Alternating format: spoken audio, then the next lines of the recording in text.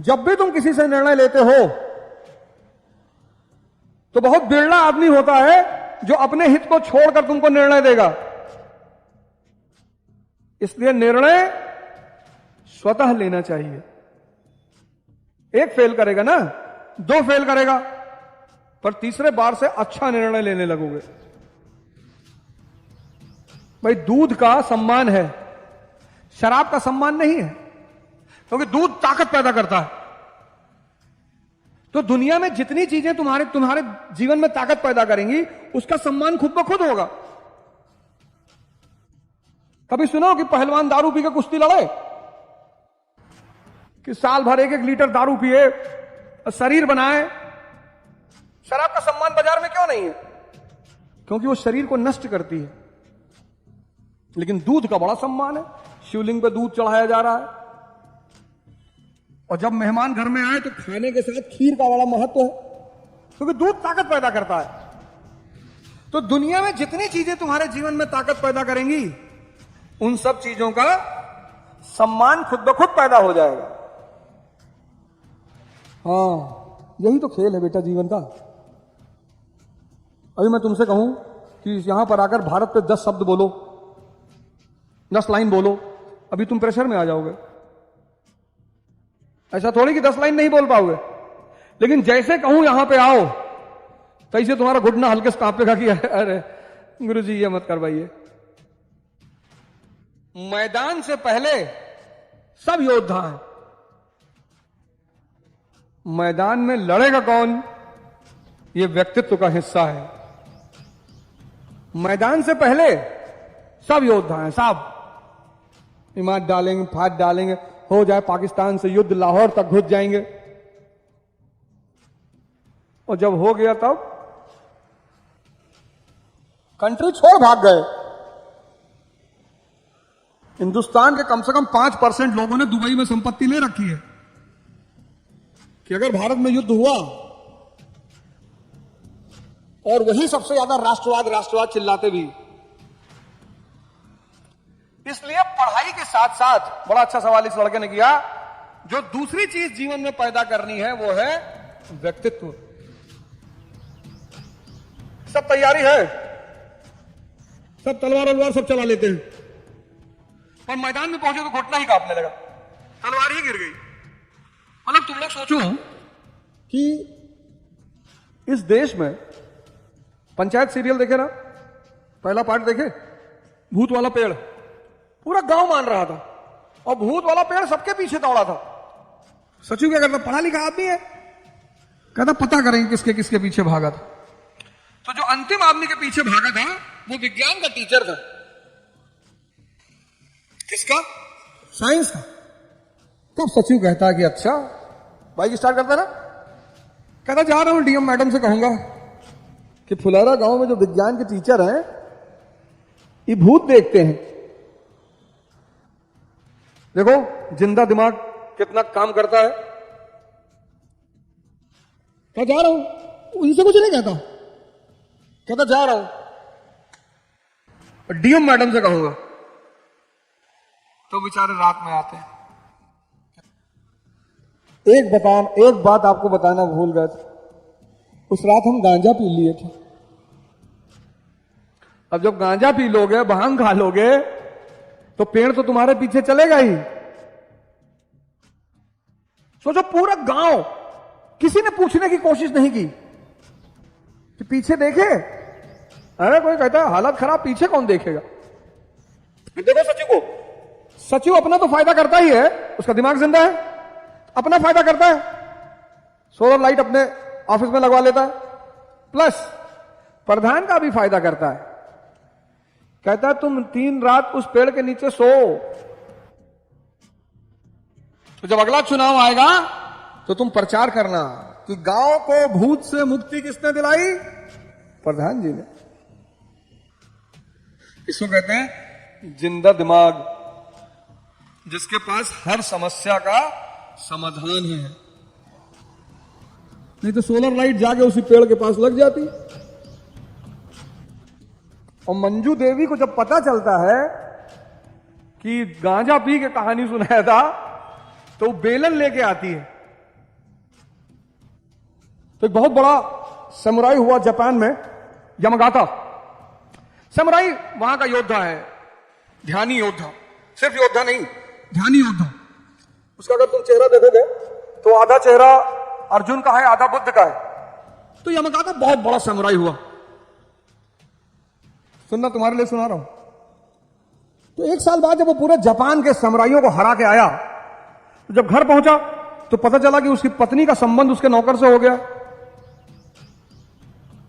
तो उसने अपने नौकर को बुलाया, एक तलवार दी, कहा ये लो, आज शाम को दोनों आदमी लड़ेंगे, और अगर तुम जीत गए तो ये सारी संपत्ति, पत्नी, सब तुमको दे देंगे।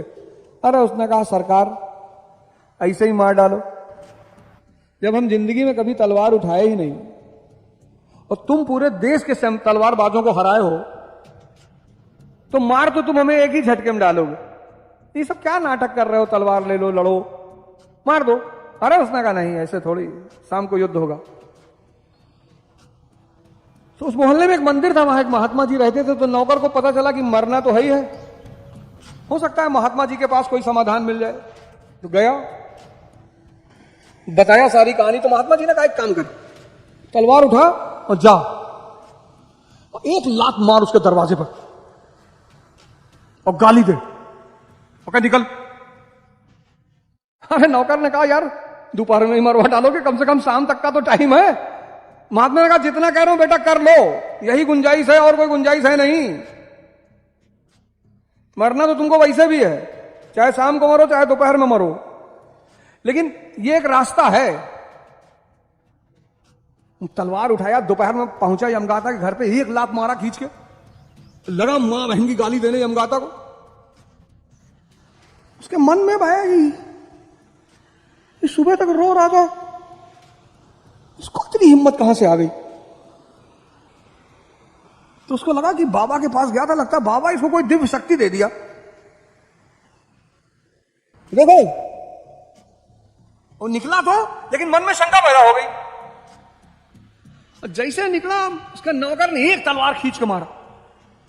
उसको तो समझ में नहीं आया क्या हो गया इसको। यमगाता की तलवार ही ना उठे। उसके नौकर ने कहा मर गए क्या, खत्म सारी हिम्मत, कहां गई तुम्हारी तलवारबाजी, लड़ो नहीं तो काट डालेंगे तुमको। तो किसी तरह उसने एक आध बार तलवार चलाई, मारा, नौकर ने, तलवार गिर गई। व्यक्तित्व। भैया अनुराग भाई ने हमसे कहा सर बारिश बहुत हो रही है, लड़के आएंगे नहीं। मैंने कहा एक पागल होगा पूरे जयपुर में। मैं आया यहां देखा 10-12 पागल बैठे थे। मैंने कहा एक कोई तो पागल होगा जो आएगा। अरे बोले सुबह से बारिश हो रही, पानी भर गया। हमने कहा भरने दो। हम जैसे यहां पहुंचे, हमने कहा देखा, तुमसे कहते थे ना कुछ पागल तो यहां इस शहर में भी होंगे। बारिश हो रही तो होने दो बारिश। तो यह है व्यक्तित्व। तो जीवन में शिक्षा के साथ जो दूसरी महत्वपूर्ण चीज है वो क्या है, व्यक्तित्व। 90% लोग बेइज्जती से डरते हैं, और मजेदार बात उनकी है ही नहीं। गाय को घर में रखते हैं, कुत्ते को घर में रखते हैं, सुअर को घर में क्यों नहीं रखते? जानवर तो वो भी है, तो सुअर को घर में क्यों नहीं रखते हैं? उसको समझ नहीं है। जैसे कुत्ता है ना, उसको तुम जहां ले जाओगे पेशाब कराने, घुमाने, तो वही करेगा वो बहुत अपवाद में घर में करेगा। इसलिए जितने लोग कुत्ता पाले होते हैं ये घुमाने ले जाते हैं सुबह शाम। तो सुबह शाम घुमाने का मतलब कि सुबह शाम वो मल अपना बाहर फेंक दे। गाय के मल से किसी को नफरत ही नहीं है। गाय का गोबर से हम लोग चौका को लीपते थे, किचन, आंगन। गांव में जाके पूछो, हमारा जो मिट्टियों का घर था, बोला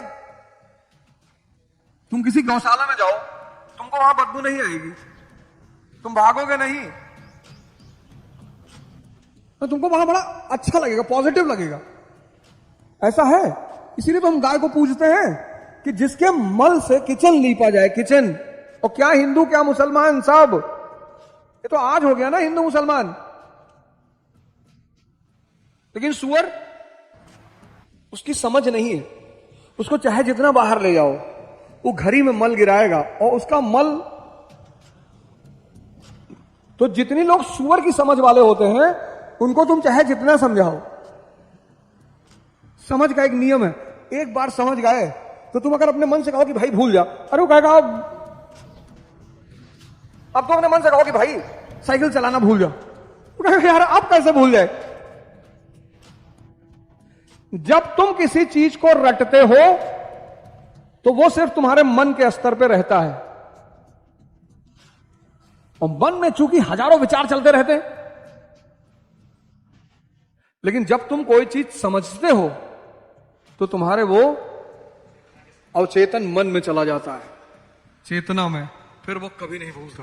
पहलवान जी बस में जा रहे थे, पूरा नींबू निचोड़ दिए काट के, फिर बस को चैलेंज किए कि जो इसमें से 2 बूंद और निकाल देगा उसको 5,000 रुपया देंगे। बहुत दुबला पतला सा आदमी खड़ा हुआ, कहा महाराज हम निकालेंगे। कहा नहीं निकाल पाओगे, 10,000 लेंगे। कहा हाँ ठीक है। वो आया, 4-5 बूंद और निकाल दिया। पहलवान जी तो हाथ जोड़ लिए कि अरे भगवान आप कौन प्रभु? अरे बोले मैं जयपुर अजमेर जो बस चलती है उसमें चना बेचता हूं, और जो आदमी चना बेच रहा है वो डेली नींबू निचोड़ रहा है, तो उसकी आदत है। ये होती है आदत। तुम लोग गलत नहीं हो, तुमको सही रास्ते का अंदाजा नहीं है। कोई तुम्हारे लिए सोचेगा थोड़ी यार। तुम आईएएस बनने जा रहे हो, कोई क्लर्क बनने थोड़ी जा रहे हो, और सोच ही नहीं पा रहे हो, सोच ही नहीं पा रहे हो। कोई अच्छी कोचिंग नहीं होती, कोचिंग वही सबसे अच्छी है, और टीचर वही सबसे अच्छा है जो तुम्हारे दिमाग को सोचना सिखा दे। सबसे ज्यादा गाली पड़ती है हमको। कल एक बहुत फेमस टीचर तुम्हारे यहां से आए थे, मुझे सिर्फ थैंक यू कहने आए थे। हमने कहा मजेदार बात इस कंट्री में यह है कि सारे टीचर हमसे पढ़ते हैं, लड़कों को भड़काते हैं कि इससे मत पढ़ना, ये पढ़ाता नहीं है। क्यों पढ़ाएं? तुम्हारा कर्जा खाए? 20 साल पढ़ के आए हो और मरा हुआ दिमाग लेके बैठे हो, तो एनसीईआरटी नहीं पढ़ पा रहे हो, क्यों पढ़ाएं? प्रोटीन खा के बॉडी बनाओगे? मेहनत करनी पड़ेगी, भागना पड़ेगा डेली 20 किलोमीटर, 50 किलोमीटर, 1000 दंड बैठक लगानी पड़ेगी। नहीं तो जैसे वो मूवी कौन सी है, सैयोनारा, क्या नाम है उसका, हाँ सैयार, ऐसे रहोगे बैठ के।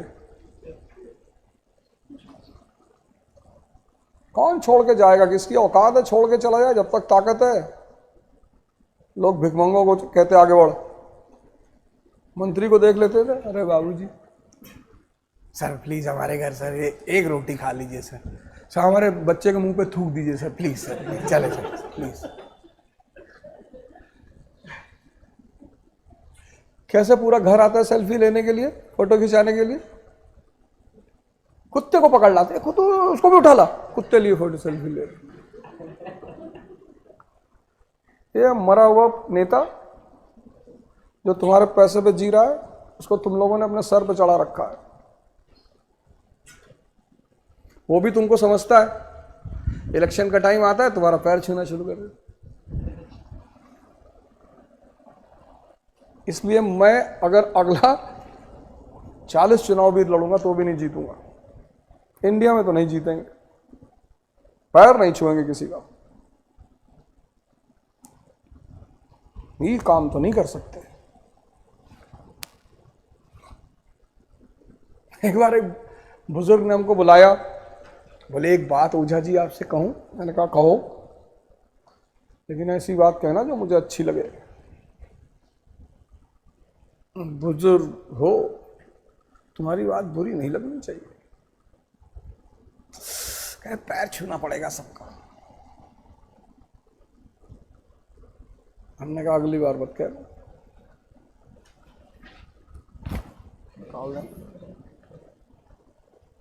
पैर छूने जाएंगे। कल भी बोला था लाइव चल रहा था, आज भी बोला लाइव चल रहा है। अगला 40 चुनाव हारेंगे पर किसी का पैर छूने नहीं आएंगे।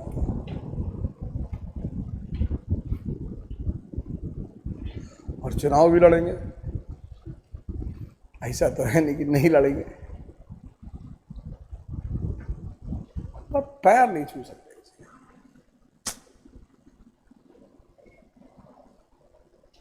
किसी का दिया हुआ थोड़ी खाते हैं। कुत्ते की आदत होती दुम हिलाने की, क्योंकि वो दिया हुआ खाता है। तो नेता तुम्हारा ईगो समझते हैं। जाके इलेक्शन के टाइम, इलेक्शन आएगा मुफ्त शिविर लगवा देंगे, मुफ्त।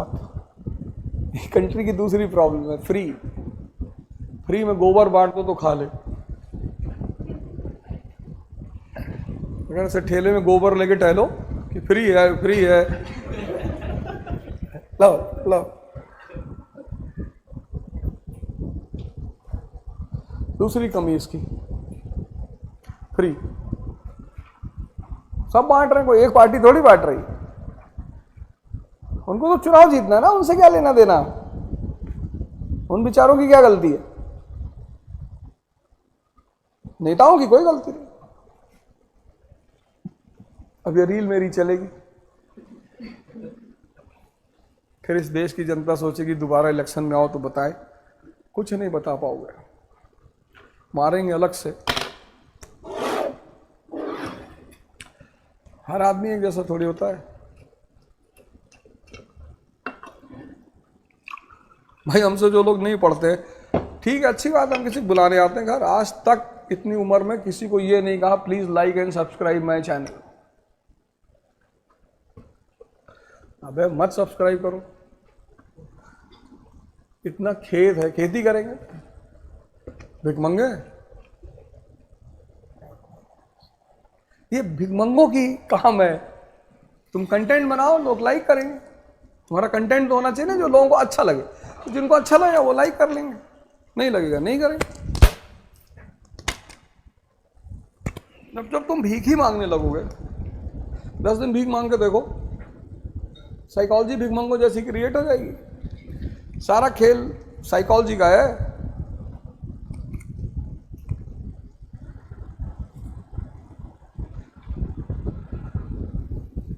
फिर 10 दिन आर्मी के जवान के साथ रह के देखो, जॉगिंग करने लगोगे, एक्सरसाइज करने लगोगे, गन चलाने लगोगे। यही तो संगत है। नहीं, 10 दिन रहो आर्मी के किसी जवान के साथ, सुबह 4 बजे मारा गया, पैर खींच चल जॉगिंग करना। सर नींद आ रहा है, नींद आ रहा है, आँख फोड़ दो, नींद आ रहा। तो ऐसी चीजों से भागते हो।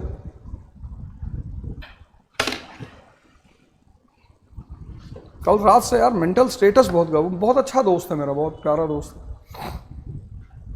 और घरों में झगड़ा तो होता ही रहता है, ऐसा थोड़ी यार झगड़ा नहीं होता, सबके घरों में होता है। पर कोई इतना गंदा स्टेप उठा लेगा तो पूरा ऐसे पढ़ना है ऐसे। ये जो पढ़ते हो ना, ये पिक्चराइज होना चाहिए। और अगर आईएएस बनना चाहते हो तो जितनी देर बैठ के पढ़ते हो उतनी देर मोबाइल को स्विच ऑफ कर दिया करो, तब तो ये बनेगा, नहीं तो नहीं बनेगा। शिक्षा का उद्देश्य है जागृत करना, दिमाग को जिंदा करना। किसी भी घर को अगर महान बनना है, किसी भी राष्ट्र को अगर महान बनना है, किसी भी समाज को अगर महान बनना है, उसका एक ही सूत्र है, आंतरिक स्थिरता और शांति। पढ़ाई तो सिर्फ स्कूल में होती है सर, उसके बाद कोई पढ़ाई नहीं होती। जिसने 12th तक पढ़ना सीख लिया, फिर ग्रेजुएशन, पोस्ट ग्रेजुएशन, वो सिर्फ एक खेल हो जाता है व्यक्ति के लिए। पढ़ाई सिर्फ स्कूल में। कुछ लोग बुढ़ापे तक पढ़ते हैं, पढ़ा नहीं रहे, पढ़ा कितना पढ़ोगे यार, जिंदगी में कितना पढ़ोगे। ग्रेजुएशन कर लिए जी, अब क्या पढ़ोगे, अब सीख लो। इस देश में सीखने को वरीयता नहीं दी जाती। पढ़ने को पढ़े जा रहे, कितना पढ़ोगे। यूपी गवर्नमेंट ने तो 40 साल एज कर दी है, तो वहां तो पूरा पाषाण काल से लोग तैयारी कर रहे हैं। हमें इस मन की बेहोशी से बचना है। तुम्हारे बॉडी में दो चीजें, एक मन है, एक चेतना है। वो जो मन है ना, उसका भोजन बेहोशी है। तो जब तुम बेहोशी की तरफ जाते हो तो उसको बहुत अच्छा लगता है। जब तुम शराब पीते हो, नशा करते हो, तो तुम्हारे साथ खड़ा हो जाता है, क्योंकि वो उसका शौक है, उसे बेहोशी बढ़ाना है। तुम मूवी देखोगे, उसको अच्छा लगेगा, तो मना ही नहीं करेगा तुमको, क्योंकि वहां उसको काम नहीं करना है। भाई मूवी देखने में मन की कौन सी मेहनत है बताओ? कोई मेहनत है? कोई मेहनत नहीं है। चुपचाप बैठे हुए देख रहे हो, मन का कोई काम नहीं है, मन रिलैक्स्ड है एकदम।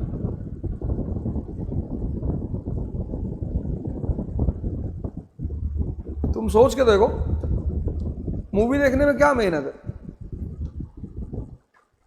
लेकिन जैसे ही तुम किताब पढ़ोगे, बुक, वैसे ही इसको मेहनत करना पड़ेगा, क्योंकि सोचना पड़ेगा। अगर तुम सोच नहीं पाए तो बुक तुम्हारे किसी काम की नहीं। पढ़ते रहो।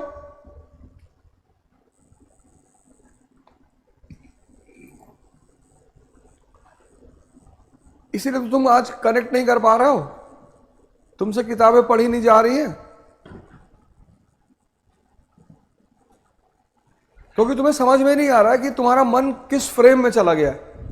तुमको लगता है यार बाहर बड़ी प्रॉब्लम है, तुमको अपनी प्रॉब्लम नहीं दिखाई पड़ रही कि मुझसे पढ़ाई नहीं हो रही कायदे से, मैं अटेंटिव, उस पर से फोन, वो तुम्हें 24 घंटे अपने सामने ही रखे हो।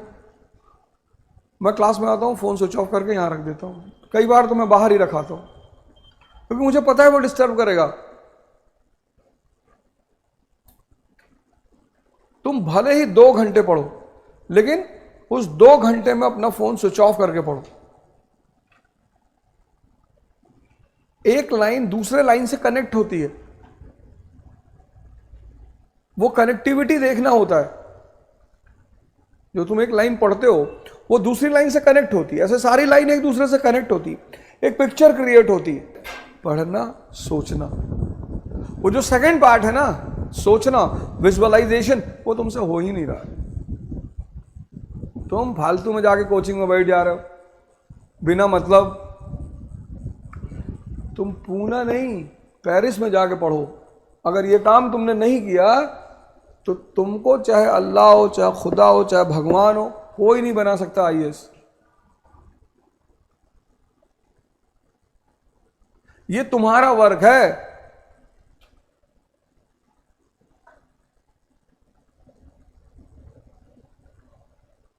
बात कनेक्ट हो रही ना? ये तुम्हारा काम है, तुम्हारा, कि यार जिसका पूरे भारत पे कब्जा था, उससे 1803 में दिल्ली भी छीन गई, वो पेंशनर हो गए।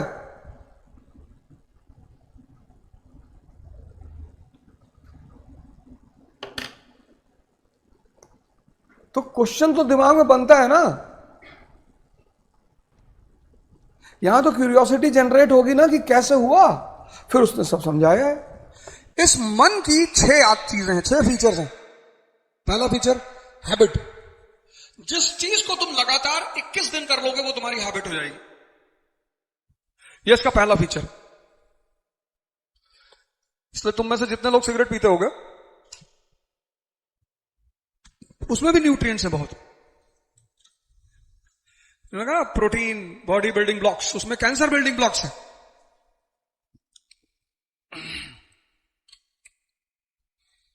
अगर तुम्हें पढ़ने की आदत नहीं है, जिस चीज की भी तुम्हें आदत डालनी है, 21 दिन करने पड़ेंगे लगातार। जैसे तुम्हारे फ्रेंड्स जब तुम्हें सिगरेट पिलाते हैं या शराब पिलाते हैं, 21 दिन तक तुमको पैसे से पिलाते हैं। वो उस दिन का वेट करते हैं जब तुम कहोगे कि ये पैसा लो जरा, एक पैकेट सिगरेट ले लो, तब वो कंफर्म हो जाता है कि पड़ गई। तुम गौर अगर करो, अगर तुम नशा करते होगे, बियर पीते हो, शराब अगर पीते होगे, तो तुमने इनिशियली नहीं मंगाया होगा, वो तुम्हारे दोस्तों की जिम्मेदारी है। वो प्रेम नहीं निभा रहे थे, वो तुमको आदत पड़वा रहे थे। राजा को चाटुकारों से दूर रहना चाहिए। जो भी तुम्हारी हां मिला रहा है वो तुम्हें मिटाना चाहता है, और जो तुम्हारी बात का विरोध कर रहा है वो बना रहा है। तुम मां बाप को देखो, फिर तुम्हारी कितनी बातों का विरोध करते हैं क्योंकि तुम्हें बनाना चाहते हैं। पड़ोसी भाड़ में जाओ, मर जाओ, उनसे क्या लेना देना। तुम मां बाप को देखो, तुमको बनाना चाहते हैं, इसलिए तो तुमको दुश्मन नजर आते हैं। 25 साल तक मां बाप दुश्मन नजर आते हैं, लगता है इनसे बड़ा दुश्मन इस ब्रह्मांड में कोई है ही नहीं। और 55 साल पे सबसे ज्यादा याद मां बाप की आती। यार पापा ऐसे कहते थे, यार मम्मी ऐसे बोलती थी, ऐसे कर लो, ऐसे कर लो, ऐसे कर लो।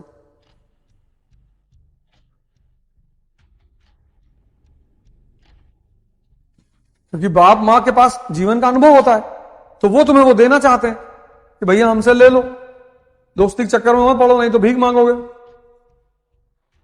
15 साल में लगता है कि दोस्ती से बड़ी कोई चीज ही नहीं है दुनिया में। मां बाप कौन है?